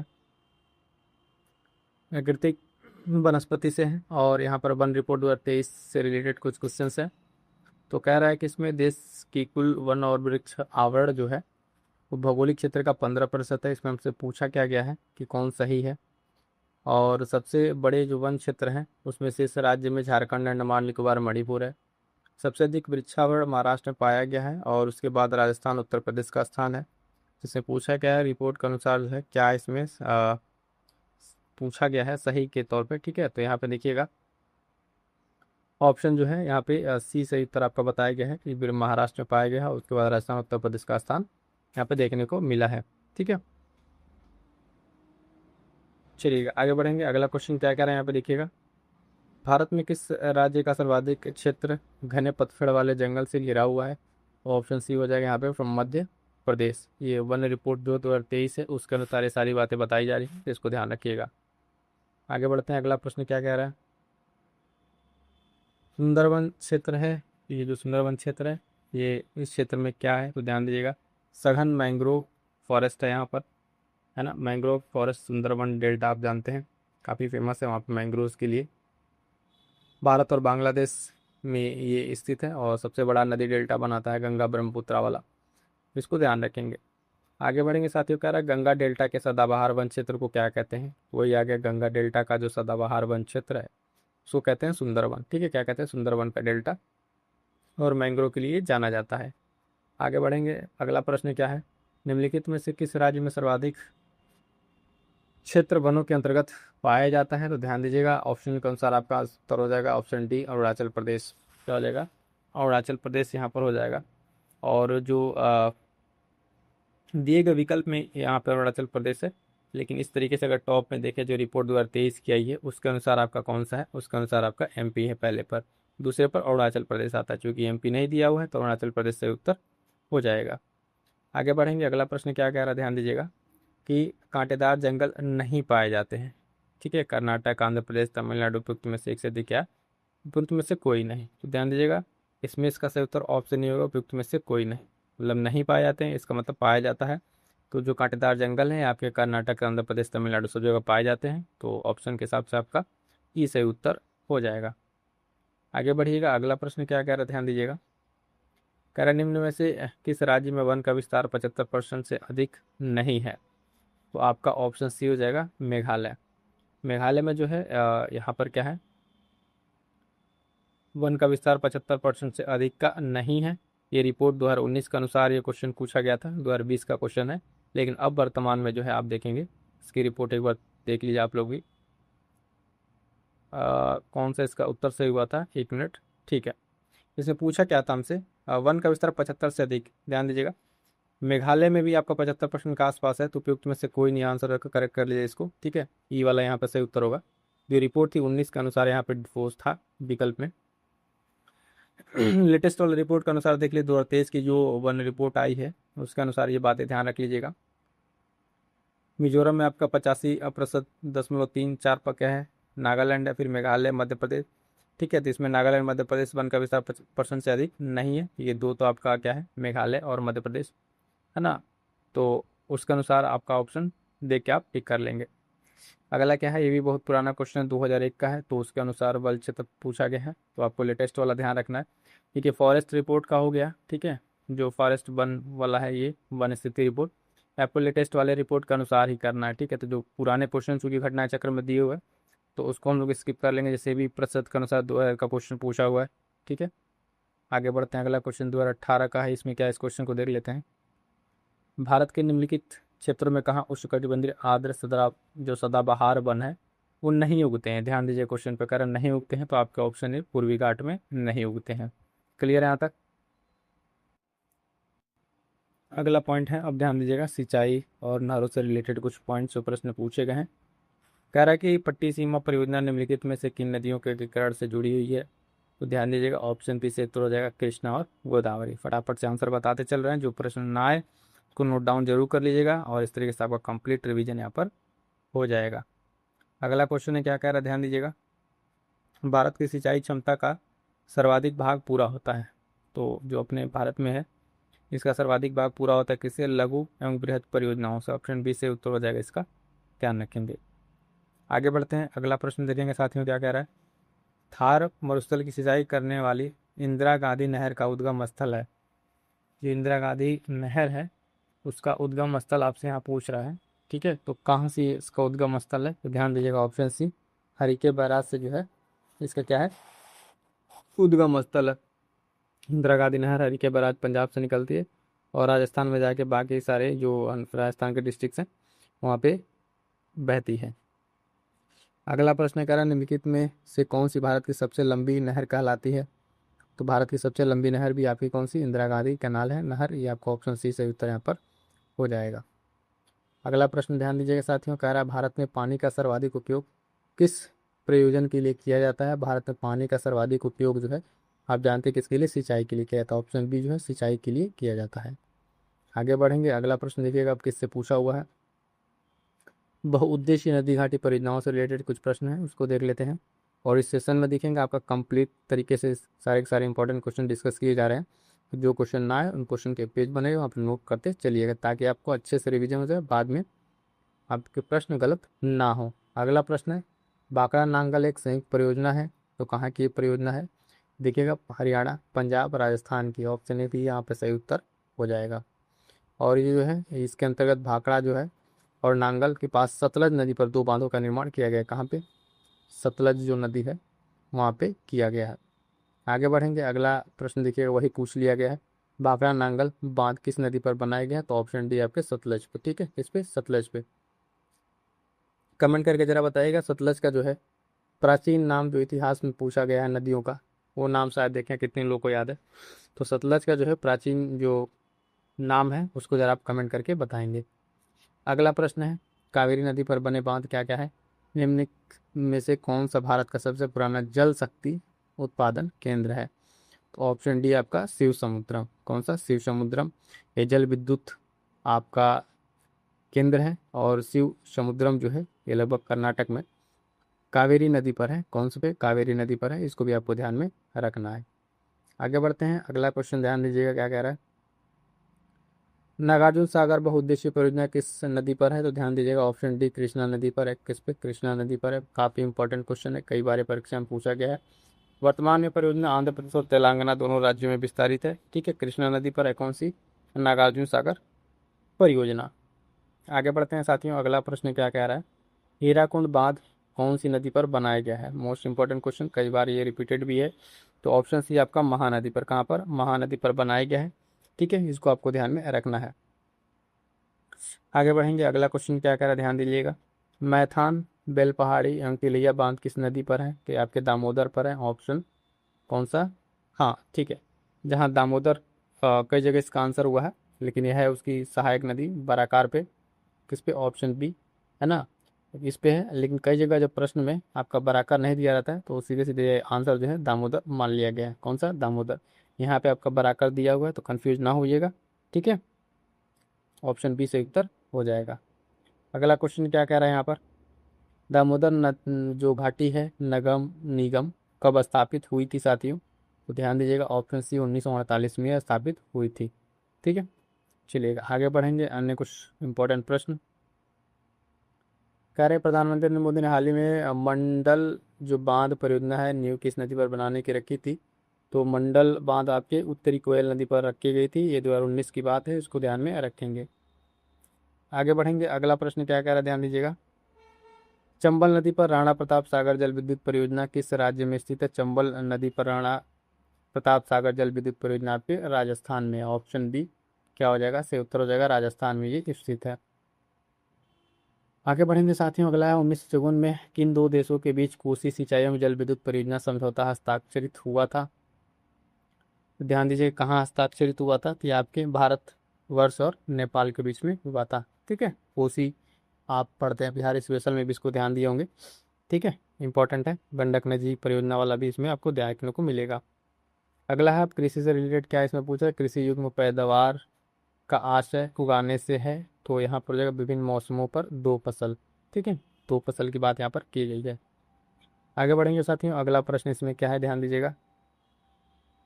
निम्न में से कौन से कृषि में उत्पादकता बढ़ाने का रास्ता है? तो यहाँ पर जो है उत्पादकता बढ़ाने के रास्ते जो है कुशल सिंचाई भी हो सकता है, गुणवत्तायुक्त बीज भी हो जाएगा, कीटनाशकों का प्रयोग, उर्वरकों का प्रयोग। बेसिकली यहाँ पर हमारा आंसर ये हो जाएगा, और इसमें जो है उपयुक्त में से एक से अधिक मान के हम लगाएंगे ताकि एक से अधिक यहाँ पर आपको सही मिलेंगे। अगला प्रश्न है हरित क्रांति से रिलेटेड। निम्न में से कौन सा 20वीं सदी के 60वें दशक के अंतिम दौर के हरित क्रांति की प्रकृति का सबसे उचित वर्णन करता है? फटाफट से आंसर करिएगा। ऑप्शन देखिए, सही उत्तर हो जाएगा इसका ऑप्शन डी, बीज उर्वरक और जल तकनीकी जो है एक हाई यील्डिंग बीज आपको मिल गया था, यहाँ पर सीड्स मिल गए थे, फर्टिलाइजर्स मिल गए थे, और आपको इरिगेशन के लिए वाटर मिल गया थे, तीनों मिलके जो है क्या है हरित क्रांति को प्रमोट किए थे। अगला प्रश्न क्या कह रहा है इसमें, ध्यान दीजिएगा। भारत में हरित क्रांति का श्रेय जाता है, तो भारत में जो है हरित क्रांति का श्रेय डॉक्टर एम एस स्वामीनाथन को जाता है। किसको? डॉक्टर एम एस स्वामीनाथन को जाता है। इनको भारत की हरित क्रांति के जनक के रूप में जाना जाता है। आगे बढ़ेंगे साथियों, अगला क्वेश्चन क्या कह रहा है देखिएगा। इसमें पूछ रहा है क्या सही है और क्या गलत है इसमें, ठीक है। द्वितीय हरित क्रांति के संबंध में क्या सही है? कर इसका लक्ष्य हरित क्रांति से पूर्व ही लाभान्वित हो रहे क्षेत्रों पर वृद्धि करना है, तो ये तो बिल्कुल नहीं होगा। जब दूसरी बार हम हरित क्रांति की सोच रहे हैं तो बाकी अन्य क्षेत्रों में सोचेंगे, एक गलत होगा, इसके साथ ऑप्शन हम एलिमिनेट कर लेंगे, ये कट जाएगा आपका, ये कट जाएगा, ठीक है। अब आइए, कह रहा है कि इसका लक्ष्य हरित क्रांति से अब तक लाभान्वित न हो सकने वाले क्षेत्रों में बीज पानी, हाँ ठीक है, तभी तो सेकंड वाला माना जाएगा। इसका लक्ष्य हरित क्रांति के प्रारंभ में हो चुकी फसलों को छोड़कर अन्य फसलों की उत्पादन में वृद्धि करना है, तो इसका ऐसा नहीं, कुछ छोड़ने की इसमें नहीं बात की गई है। इसका लक्ष्य पशुपालन, सामाजिक वानिकी तथा मत्स्य पालन को और बाकी चीज़ों को बढ़ाना है, तो ठीक है, 2 और 4 जिसमें होगा हमारा सही उत्तर हो जाएगा, ऑप्शन सी यहाँ पर आपको देखने को मिल जाएगा, ठीक है। चलिएगा आगे बढ़ेंगे, अगला प्रश्न क्या कह रहा है। दिए गए कोड की सहायता से हरित क्रांति के घटक चुनिए। उच्च उत्पादन देने वाली किस्म के बीज, तो ये होना ही चाहिए भाई। सिंचाई था, ये भी था। ग्रामीण विद्युतीकरण, ऐसा कुछ नहीं था उसमें। ग्रामीण सड़कें और विपणन भी नहीं था, तो आपका ऑप्शन क्या हो जाएंगे, एक और दो, ऑप्शन ए केवल से उत्तर हो जाएगा। समझ पा रहे होंगे हरित क्रांति में जो जो सारे पॉइंट्स आपको डिस्कस किए गए थे, उन्हीं पॉइंट्स से रिलेटेड ये प्रश्न पूछा गया है। अगला प्रश्न क्या कह रहा है, हरित क्रांति की सफलता निम्नलिखित ही उपलब्धता पर निर्भर है, तो ऑप्शन ए ही सही उत्तर हो जाएगा, बीजों की उच्च पैदावार किस्म जो जहाँ पर रहेगी तभी जाके इसकी उपलब्धता आपको देखने को मिलेगी। आगे बढ़ेंगे साथियों, अगला प्रश्न इसमें क्या कह रहा है। इंद्रधनुषीय क्रांति का संबंध किससे है? तो इंद्रधनुषीय जो है हरित क्रांति, श्वेत क्रांति, नीली क्रांति, इन सबसे है, ऑप्शन डी यहाँ पर सही उत्तर हो जाएगा। ये जो है जुलाई आपका 28 जुलाई 2000 को केंद्र सरकार ने इसको स्टार्ट करा था। इसमें बहुत सारे जो हरित क्रांति, श्वेत क्रांति, पीली, नीली, लाल, सबको जो है इसमें शामिल किया गया था। अगला प्रश्न क्या कह रहा है साथियों, हरित क्रांति के कारण निम्नलिखित फसलों में से किसके उत्पादन में सर्वाधिक वृद्धि हुई? तो ऑप्शन बी गेहूँ। सबसे ज़्यादा लाभान्वित अगर कोई हुआ था तो गेहूँ की जो फसल है इस पे आपको आमूल जो परिवर्तन देखने को मिला था। और आप जानते हैं हरित क्रांति के जनक के बारे में हमने बात की है। चलिए आगे बढ़ेंगे। अगला प्रश्न क्या कह रहा है? ये रबी की फसल से रिलेटेड है और ये आपका कुछ इकोनॉमिक सर्वे क्वेश्चन है, तो जो अपडेट होते रहते हैं जब आपका एग्जाम हो तो इकोनॉमिक सर्वे जरूर पढ़ के जाएगा। फिलहाल क्वेश्चन एक बार देख लीजिए किस तरह के प्रश्न पूछे गए हैं। कह रहा भारत में गेहूं का उत्पादन कितना हुआ है, कुल कितना उत्पादन? तो ये 21 के उसमें पूछा है, तो उस टाइम 109 मिलियन टन था। आगे बढ़ेंगे। अगला क्वेश्चन क्या कह रहा है? भारत का अधिकतम गेहूं उत्पादक राज्य कौन सा है? तो गेहूं में नंबर 1 पर कौन सा है? आपका उत्तर प्रदेश यहाँ पर देखने को मिल जाएगा। आगे बढ़िएगा। इसमें देखिए जो जो क्वेश्चन इंपॉर्टेंट्स हैं, है ना, और जो करंट अफेयर से रिलेटेड है उनको स्किप किया जा रहा है, इसलिए कि वो आपको करंट से अपडेट करके पढ़ना रहेगा। बाकी जितने सारे स्टैटिक आपस के हैं उसको कंप्लीट कराया जा रहा है। जितने हमारे साथी एक बार देख रहे हैं वीडियो को लाइक कर दें और सब तक शेयर कर लीजिएगा। एक काम कीजिएगा और कि प्लेलिस्ट बनी होगी उसको चेक कर लीजिएगा, वहाँ से आपको बहुत सारे ऐसे क्लासेस हैं जो आपके परीक्षा में सीधे सीधे प्रश्न दे के जाएंगी। और कोई भी आपको जो नोट्स वगैरह चाहिए उसके लिए आपको हमने बता ही रखा है कि जो व्हाट्सअप नंबर है वो टेलीग्राम ज्वाइन करके वहाँ से आप व्हाट्सअप पे मैसेज कर सकते हैं। चलिएगा आगे बढ़ेंगे। अगला क्वेश्चन क्या कह रहा है, ध्यान देंगे इसमें। स्वतंत्रता प्राप्ति के बाद भारत ने सर्वाधिक प्रगति की है? तो देखिएगा गेहूं के उत्पादन में, ऑप्शन डी यहाँ पर से उत्तर हो जाएगा। आगे बढ़ते हैं। अगला प्रश्न, गेहूं की खेती के लिए कौन सा उर्वरक का उपयोग आप करेंगे? तो सीधा सीधा इसमें आपको नाइट्रोजन जो यूरिया में मिलता है इसका उपयोग ज़्यादा किया जाता है। आगे बढ़ते हैं। अगला प्रश्न क्या कह रहा है यहाँ पे, निम्नलिखित में से कौन सी खरीफ फसल है? तो रबी, खरीफ और जायद की फसलों का आपने पढ़ा रखा है, इसमें आपका ऑप्शन है गन्ना सही उत्तर हो जाएगा। ठीक है, इसमें थोड़ा सा आप देख लें इंपॉर्टेंट्स जो चीज़ें हैं वैसे आपने पढ़ रखा है। भारत में मुख्यतः 3 प्रकार की फसलें हैं जो आप जानते हैं, खरीफ, रबी और जायद हैं। इसमें जौ, चना और गेहूँ तीनों रबी फसलें हैं।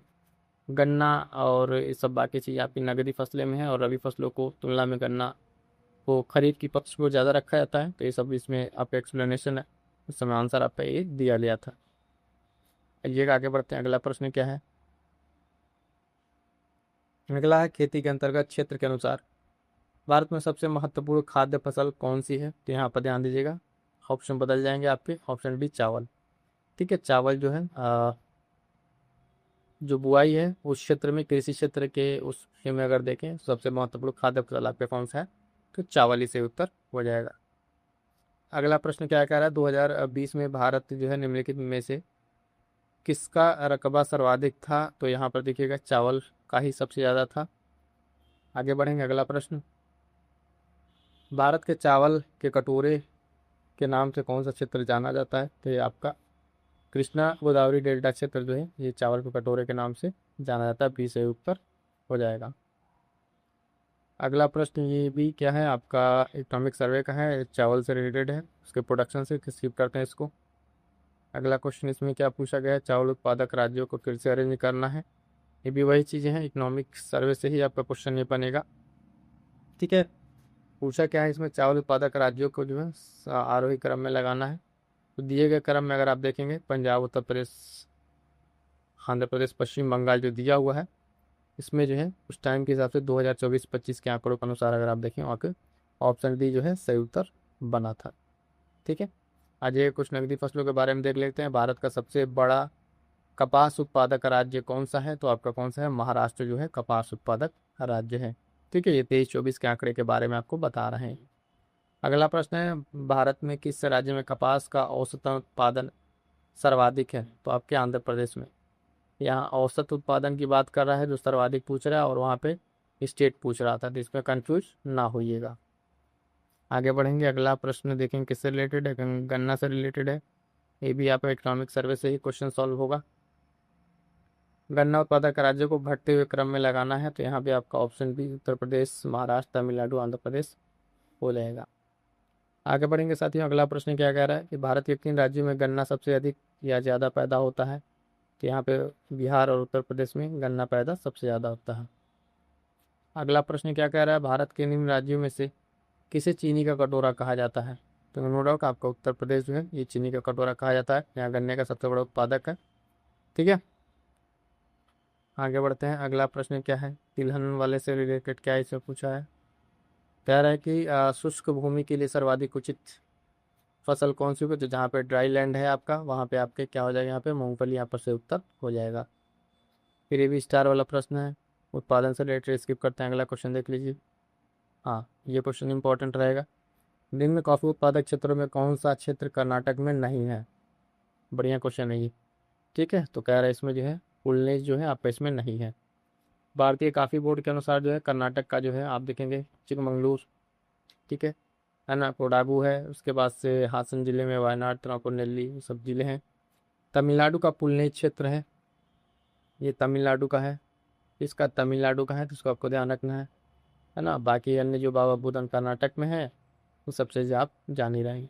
तो इस तरह के बेसिकली कंसेप्टिव क्वेश्चन भी आजकल पूछे जा रहे हैं, इनको भी आपको ध्यान में रखना है। आगे आते हैं, अगला क्वेश्चन क्या है, निम्नलिखित में से किस पहाड़ी पर चाय बागान नहीं है। तो सही उत्तर क्या हो जाएगा, गिरनार की पहाड़ी है, यहाँ पर चाय बागान नहीं है। गिरनार की पहाड़ी आप जानते हैं कहाँ पे, गुजरात में पड़ेगा ये गिरनार। तो ये गुजरात में है, यहाँ पर चाय का बागान नहीं हो पाया। बाकी अगर आप देखें अन्य में तो कानन देव, नीलगिरी और दार्जिलिंग में आप सब पे आपको क्या है, ये वो चाय की खेती वाला मिल जाएगा। अगला प्रश्न है, भारत सर्वश्रेष्ठ उत्पादक एवं उपभोक्ता है, तो किसका। ऑप्शन डी आपका क्या हो जाएगा, दाल का सबसे ज़्यादा उत्पादन उपभोक्ता हो जाएगा। ठीक है, अगला प्रश्न है, यहाँ पे ध्यान दीजिएगा।